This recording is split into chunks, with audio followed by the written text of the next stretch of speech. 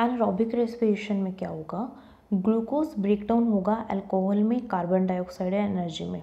तो it means anaerobic respiration में CO2 evolve होएगी। Important point to be noted, like glucose से जब पायरुवेट बनता है तब वहाँ पे कोई भी ऑक्सीजन का यूटिलाइजेशन नहीं होता।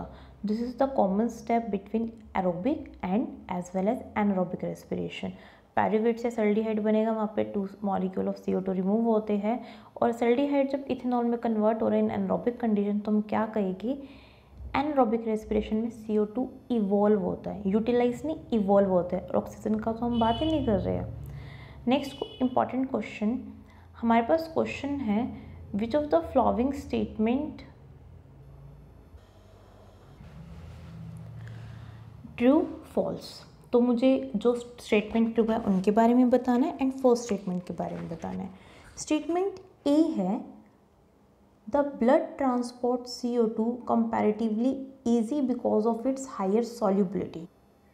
हाँ बिल्कुल, अगर CO2 ज़्यादा सोल्यूबल है तो वो वाटर के साथ रिएक्ट करेगा, by the help of carbonic acid वो H2CO3 बना लेगा। नेक्स्ट क्वेश्चन है, about 8 to 9% of CO2 is transported being dissolved in plasma of the blood. अगर हम इसकी बात करें तो 5 से 7% जो CO2 होता है वो डिजॉल्व होता है प्लाज्मा में। अब जो कार्बन डाइऑक्साइड है प्रोड्यूस्ड कहाँ होते टिश्यू में प्रोड्यूस्ड होती है, वो पैसिवली चली जाएगी ब्लड स्ट्रीम में and then red blood cell में वाटर से कंबाइन होकर H2CO3 बनाएगी। लेकिन ये डाटा तो गलत होगा, इसने बोला 8.9 नॉट 8 to 8.9%, यहाँ तो 5 to 7% का डाटा होता है। अब मेरे पास जो थर्ड स्टेटमेंट है वो है, carbon dioxide produced by tissue diffuse passively into blood. तो ये स्टेटमेंट बिल्कुल सही है, जस्ट अभी हमने पढ़ा carbon dioxide produced by tissue. हाँ, टिश्यू के अंदर जब एरोबिक रेस्पिरेशन हो रहा है ऑक्सीजन यूटिलाइज होगी, CO2 रिमूव होएगी। अब टिश्यू के अंदर CO2 का पार्शियल प्रेशर ज़्यादा है तो ब्लड में आ जाएगी। नेक्स्ट क्वेश्चन मेरे पास जो स्टेटमेंट है, फोर्थ स्टेटमेंट है, oxy haemoglobin of the erythrocyte is basic. मुझे इस चीज़ को समझना है कि जो ऑक्सी हीमोग्लोबिन होता है HbO2 एरिथ्रोसाइट में वो बेसिक नहीं होता। जो स्टडी है ऑक्सीजन हीमोग्लोबिन डिसोसिएशन कर्व की, वो ये बोलती है कि बेसिकली कि यहाँ पे एसिडिक नेचर रहता है किसका, ऑक्सी हीमोग्लोबिन का।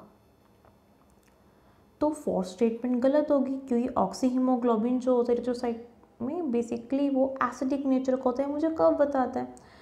तो फिफ्थ स्टेटमेंट क्या बोल रही है, क्लोराइड आयन डिफ्यूज हो जाता है from plasma into erythrocyte to maintain ionic balance. तो ये बात बिल्कुल सही है, क्लोराइड आयन डिफ्यूज हो जाते हैं प्लाज्मा से रेड ब्लड सेल के अंदर ताकि आयनिक बैलेंस हो सके।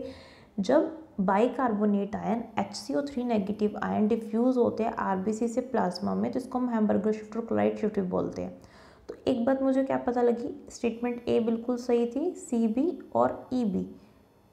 तो AC ट्रू है, BD फॉल्स है, तो इसका राइट आंसर जो बैठेगा that is option number A। अब यहाँ पे क्लोराइड आयन की डिफ्यूजन, जिसको हमने क्लोराइड शिफ्ट और हैम्बर्गर इफेक्ट बोला, ये आयनिक बैलेंस मेंटेन कर रही है। This is very very important concept. यहाँ से प्लाज्मा से ये रेड ब्लड सेल के अंदर जा रहा है, बदले में HCO3 नेगेटिव सेल से बाहर आ रहा है। तो this is the question, very very important question from NEET point of view, खासकर स्टेटमेंट टाइप क्वेश्चन में।